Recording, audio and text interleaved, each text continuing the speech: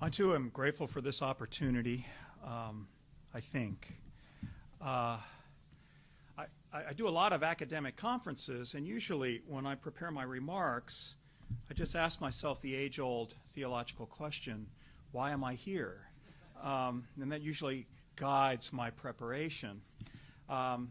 This has not been like most of the academic conferences I've been to, and I mean that as a compliment. Most academic conferences are a kind of kabuki, where everybody knows what everyone's going to say long before everyone shows up to say it. And here it's actually been surprising. You know, you hear things that you haven't heard before. And so it's been difficult for me to figure out why I am here. And about 1:30 this morning, I decided that despite all the inspiring and encouraging conversation about interfaith dialogue, I'm here to sound a skeptical and a pessimistic note about interfaith dialogue, at least by the LDS Church, if not by Latter-day Saints. I recently finished a book by Harvey Cox, probably his last book since he's 80 years old and he just retired, The Future of Faith. And Cox has a lot to say about everything and has for the last 50 years, but he says this about interfaith dialogue. The paradox of the interfaith enterprise today is that we live in the best of times and the worst of times. And he didn't even footnote Dickens there, but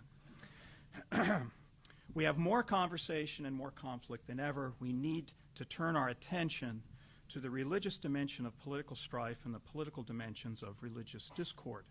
We need to face in three directions: toward other faiths, toward the other wing in our own tradition, and toward the complex political context of our fractured worlds. And I thought that might be a useful template for the theme of this panel, at least for my remarks on this panel, is how should Mormons talk to the public?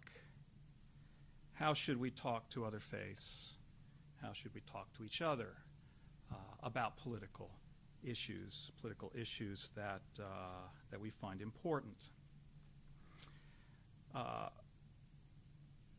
Jim mentioned in the course of his remarks that a lot of what he had to say reduced to, you know, what should the church be today? And I think that these three questions reduce to a more particularized question about the LDS Church, and that is, what kind of church should it be, or what kind of church is it in our current situation? So let me start with Cox's last distinction, the fractured worlds of politics, and I think fractured worlds says it all. You know, when I first was there are actually crumpled up pieces of yellow paper all over my hotel room. I really admire people who read their remarks from the computer. I can't draft at the computer anymore. I have to have a pencil and a yellow pad. But I actually titled this section initially, How Should Mormons Talk to the World? And then I thought, but you know, there is no world anymore. There's just a lot of worlds. Everybody has their own view of the world now. Everybody has their own understanding of the good. There is no single good any longer in the United States, if there ever was, but it's clear now that there isn't. Those of you who lived through Proposition 8 know that well. So really, I thought, when Latter-day Saints talk about the world, really what they mean is, how should we talk to people who are not us? And so that's what I'm going to think of. That's what I'm going to discuss here. Now, let me frame that question with a quotation from one of the early polygamy cases by the Supreme Court, Reynolds versus United States. Polygamy has always been odious among the northern and western nations of Europe, and until the establishment of the Mormon Church, was almost exclusively a feature of the life of the Asiatic and of African people. From the earliest history of England, polygamy has been treated as an offense against society. In fact, according as monogamous or polygamous marriages are allowed, do we find principles on which the government, the people, to a greater or lesser extent, rests. polygamy leads to the patriarchal principle. That's maybe one of the most ironic statements in all of the U.S. reports. But anyway, polygamy leads to the patriarchal principle, and which, when applied to large communities, fetters the people in stationary despotism, while that principle cannot long exist in connection with monogamy. Okay, we can stop there. It goes on. There's lots of cases that have similar language. One of the first things we can note about that passage is its moral confidence, even its moral arrogance. This was written in 1879 during the dominance of white Anglo-Saxon Protestant males in the United States. And it's hardly even an argument. It's just a string of non sequiturs. Polygamy is not white. It's not Protestant. It's not democratic. Therefore, it's not American. Therefore, we can abolish it. That's not the sort of argument that one can make today. You can't simply rise up in public life and say same-sex marriage is a violation of God's law, or same-sex marriage is whatever, the many things that were said about same-sex marriage. You have to make an argument in terms that people can understand without requiring that they agree with you to start with. So when Latter-day Saints went out into the community for Proposition 8, I think they were singularly disabled in being able to talk about opposition to same-sex marriage because all the reasons that we were given were revelatory. And the reasons that were not revelatory turned out to be not very persuasive. Now, I know Professor Hancock, who I've known for a very long time and really like, appearances to the contrary notwithstanding, will disagree with me. But even Ralph will make an argument framed in terms of public reason. He will say something like, at least, yeah. No, you'll have to. I mean, you can say, well, if same-sex marriage is legalized, then we won't be able to practice our religion as we like. Now, that is an argument framed in terms of public reason. I don't think it's a very good argument, and we can talk about that later if we want.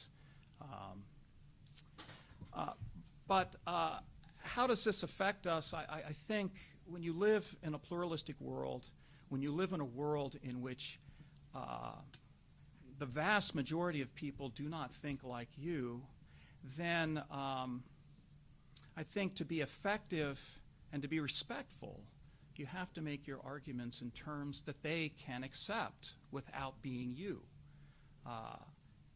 One of the things I've noticed in this conference is that secularists are a kind of organized crime gang, I've gathered from this conference, that we're talking about unbelievers as if they are these extreme outliers that are lying in wait to kill everyone who does believe. Unbelievers are one of the fastest growing demographics in the United States. They're actually very close to the unchurched believers that Jim talked about. We can write off that demographic if we want, but it seems to me, as a matter of effectiveness in the political arena, that if we really care about same-sex marriage or gambling or abortion or other moral issues that the church, the Latter-day Saint Church, feels like it needs to engage in public life, that we need to craft arguments that can reach people who don't believe in God, because there's a lot of them out there. And more than that, I think there's an ethical imperative here. I mean, as Mormons, how would we like it if, I don't know, a group of Roman Catholics obtained, conservative Roman Catholics, obtained control of the government and outlawed condoms. And in response to the question why, they just held up Humanae Vitae and said, well, the Pope has reasoned it out here, you know. I mean, I have great respect for the Catholic tradition and great respect for some popes anyway, but frankly, the Pope is not authoritative for me. I mean, I need a reason besides the Pope, you know, to go along with that sort of thing. And if I would like to be treated that way, then I think we owe, as a matter of ethics, the treatment of others that way.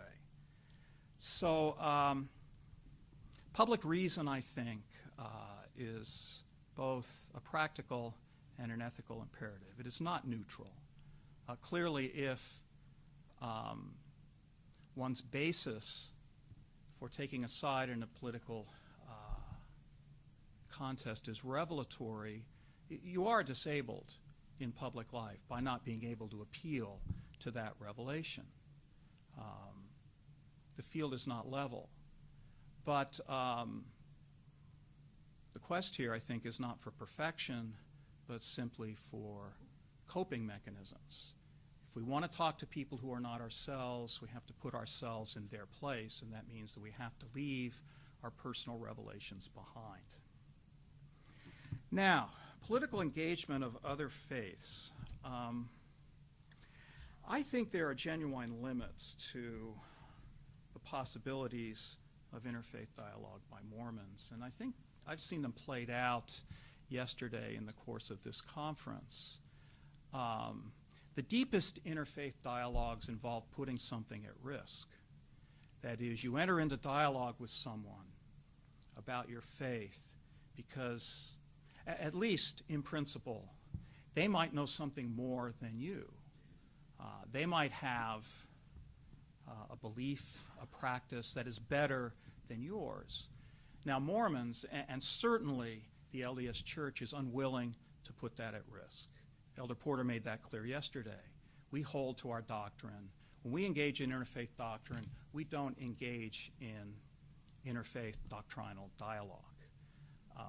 We can tell people about ourselves, and it's certainly useful to break down barriers, to let people see who we really are, as opposed to learning about it from the media or from anti-Mormon literature or something like that. And we can certainly cooperate in projects of joint interest. And I do think it's a welcome development that the Church institutionally now engages in humanitarian aid and cooperation with all sorts of other faiths. But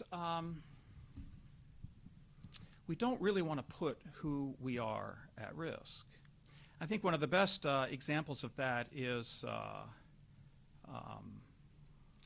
Christine mentioned this, the ongoing struggle, the ongoing conflict with evangelicals and conservative Christians about whether Mormons are Christians. Now, this is sort of odd in the first place. I mean, what do we care? We're our own thing. I mean, she's right. We're weird. We're different. Jim talked about students who skip over 1,800 years of church history. That's us. You know, you take 100 AD and you jump to 1830, and everything else is just sort of, people wandered off the path and we forget about it. So, you know, we really ought to concede that we are not Christians. That is, we do not accept the creedal commitments that are part of the historical Christian tradition. We do not partake of the historical Christian tradition, the apostolic succession, the Reformation, none of that. We don't believe in the triune God that most Christians believe in. We have extra scriptures.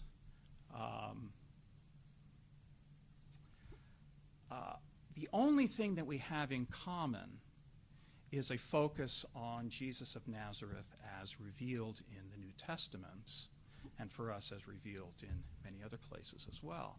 So it seems to me that we ought to make the concession that we are Christians in a sense that we believe in Jesus, but we are not part of the historical theological Christian tradition that encompasses 98% of everyone else who calls themselves Christians. That's not a concession we can make. It's not a concession that we have made. I thought maybe the perfect example of this, those of you, many of you may be familiar with Elder Porter's article in First Things, in which he wrote an article, and there was an evangelical or a Protestant theologian who wrote an article. It's like ships passing in the night. The Protestant wrote about the Christian creeds and the historical theological tradition of Christianity. And just as Christine said, Elder Porter talked about the name of our church and the statue of Jesus, the Christus statue on Temple Square, and the fact that we're always talking about the atonement and things like that. Well, this, I think, points to another deception that we have about ourselves, and that is we are not part of the Christian majority in the United States. We are a religious minority. We are 2% of the population, and that may overstate it because, you know, we count as Mormons everyone who hasn't been excommunicated or asked for their names to be removed from the records of the church. So in terms of active Mormons, we're probably much less than 2%. Now, there may actually, in fact, I think there are, Jim may know this, more Mormons than Episcopalians. There probably are. But of course, Episcopalians are Christians. Some Christians don't like Episcopalians, but nobody's arguing that they're not Christians. And so they sort of fall under the umbrella of the overwhelming Christian majority in the United States, but we don't. We're on our own. But we don't realize that. And again, I think Proposition 8 is an example of how deceived we are about our place in American society. Our strongest allies in the Proposition 8 fight are those denominations and churches that refuse to recognize that we are Christian, that in fact don't respect us, our beliefs, or really anything about us. To me, what captured that perfectly was that on January 20th, 2009, Inauguration Day, Rick Warren, who also was a vocal opponent of Proposition 8, is giving the inaugural prayer while demonstrators are throwing eggs at our temples. I'm exaggerating there. I don't think there were any actual eggs thrown. But so we're having demonstrations at our temples and at our chapels and a whole uproar about the LDS Church. Meanwhile, Rick Warren managed to maintain his complete status as a respectable, at least respectable enough to give the inaugural prayer of a liberal president. Religious minorities have limited social capital. We don't have 1,800 years of tradition. We don't even have 500 years of tradition like the evangelicals. We were not part of the WASP majority in the 19th and most of the 20th century. We're weird. And we spent all our political capital on Proposition 8, and now it's gone. So I would suggest when we engage other faiths that we keep a firm grasp on the idea that we are a religious minority and perhaps even an imperiled one, that we are not like other people, and that when push comes to shove, we don't have the kinds of allies that Episcopalians have, even though they are many fewer than we are. Now that brings me to the last thing that, the last point, direction that Cox mentioned, and that is how do we deal with the other within our own tradition? And I'd like to frame this with the favorite whipping boy of almost everyone in Utah, and that is Harry Reid. Now, I happen to be a Democrat, so, you know, full disclosure, you can discount everything I say that follows, I suppose. But you know, Harry Reid is really a great Mormon story. This is a guy who grew up without direction in a tough family, in a working-class mining town, and, as he says, the church saved his life. He encountered the Mormons. He converted in high school, I believe, when he was quite young, at any rate. Pardon me? Okay, thank you. Okay, 22. So I was close. And even now, he gives tremendous credit to the church for what he's been able to accomplish, for the direction it gave to his life, for the things it gave him to believe in. He has been active all his life, although there are Republicans throughout Utah who, if you tell them that, they simply won't believe it. They simply will not believe it. Why? Now, okay, the Health Reform Act, I mean, I thought it was a good thing, but I get it if you don't, all right? I understand. I wasn't a fan of President Bush. I do believe he was born in the United States, but I'm not a fan. But you know, those are just political disagreements. And so I understand people who don't like Harry Reid's politics, but what I don't understand is the level of vitriol that exists, that is widespread in the LDS Church about this person who is one of our own, and a success story, one of ours. And I think this says something about us, something not very good, that we have politicized the gospel, that it is no longer sufficient to believe in the mission of Joseph Smith, to pay your tithing, to come to church, to attend the temple, to have a testimony of the divinity of the Book of Mormon, that there is now a political checklist that one has to agree to before one can be fully accepted in a cultural sense within the church. Now, I'm not up here to whine, okay, but in this group, I expect, there are political liberals. And my guess is that you all have many, many Harry Reid stories, the most benign of which are, how can you be a Democrat and be a Mormon? Uttered with complete sincerity by individuals who really want to know, like, you know, you just landed from another planet in the church parking lot, and they want to know, how can you even be in here? All right. The conclusion for all of this. Let me make one more reference to Cox to frame the conclusion. Cox argues that three qualities mark the world's spiritual profile: the unanticipated resurgence of religion in both public and private life around the globe; fundamentalism, the bane of the 20th century, is dying; and most important, a profound change in the elemental nature of religiousness, from belief to faith, or in more common parlance, I think, from creedal commitment to absolute truth to postmodern construction of a personal spirituality. Now, it's not hard to see why Cox believed that the profound nature and the profound change in the elemental nature of religiousness was the most important. It doesn't really matter that religion is resurgent. What matters is what kind of religion is resurging, what kind of religion is coming back. And it's not, as Jim well illustrated, denominational religion. The religion that is surging today is spirituality, is the sort of postmodern construction of one's own way of coping in the world. Cox also makes clear his view on the fundamentalism question. Fundamentalism is dying, and the data are all on his side, as Jim also adverted to, and as certainly my studies have illustrated for me, that the churches that are growing today are not the churches who draw a line in the sand and say, this is how it is, and this is how it will always be. What does that say about our church? Well, this is, I think, the reason for my pessimism. At the level of the institutional church, I believe if we are not already fundamentalist, that we are well on our way. Fundamentalist churches, I believe, in a generation, in 2 generations, will be small. They will be increasingly disconnected from American society. And they will be, if not irrelevant, uninfluential.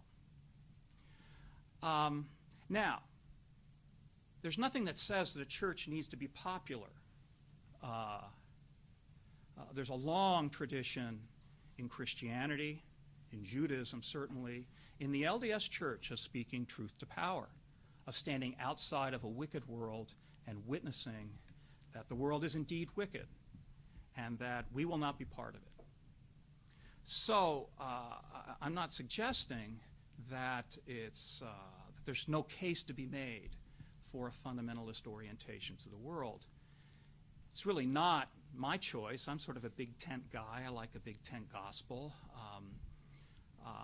The other choice, of course, would be a church that's engaged with the world, that's anxiously engaged with the world, that has something to offer the world and wants to offer it in ways that the world can understand. That sort of orientation, I think, would set the church up for growth. We faced, well, this is not a new question. The LDS Church has faced it numerous times in its history, I think most notably in the late 19th century with the polygamy controversies, the polygamy crisis. You read the diaries of Wilford Woodruff, and he's agonizing about how the church can do the Lord's work if the church is destroyed. And he finally concludes that as central as the practice of polygamy was to the community of saints in the 19th century, to the theology of the saints in the 19th century and indeed even today, as central as that practice was, it had to be abandoned in order for the church to do its work. And that decision to abandon polygamy, or maybe as Greg pointed out yesterday, the second decision to abandon polygamy, to really abandon polygamy, oriented the church to the American cultural mainstream. I mean, you can head down to southern Utah and look at Colorado City and see one possible future of the LDS Church that President Woodruff declined. You know, as wonderful and as dynamic as President McKay was, President McKay would not have been possible had Wilford Woodruff not turned the church away from the margins of American life and made it possible for growth to occur. So I'll just end on the pessimistic note. The church informally opposed the civil rights movement. It was 14 years after the Civil Rights Act of 1964 before the ban on Africans and African Americans holding the priesthood was lifted. There has been no explanation. There has not even been a repudiation of the obviously racist curse of Cain theory. We struck the decisive blow against the Equal Rights Amendment in the early 1970s, and I think it's fair to say that the commitment of the church to gender equality is uncertain. We then go in a big way in Proposition 8 against same-sex marriage in the face of a demographic of those under the age of, forget exactly the break point, but young people are overwhelmingly uninterested in banning same-sex marriage. I think it's not fair to say supportive of same-sex marriage, but you know, even my students, sort of the cream of the Mormon crop, they end up in my office saying, I don't get it. What's this about? I don't understand it. The choices that we've made over the last 50 years as an institutional church have placed us further and further from the mainstream of American life. So, I don't know in 20 or 40 or 60 years whether a fundamentalist church, a fundamentalist Mormon church with that kind of orientation will really have much influence on or have much relevance to American life.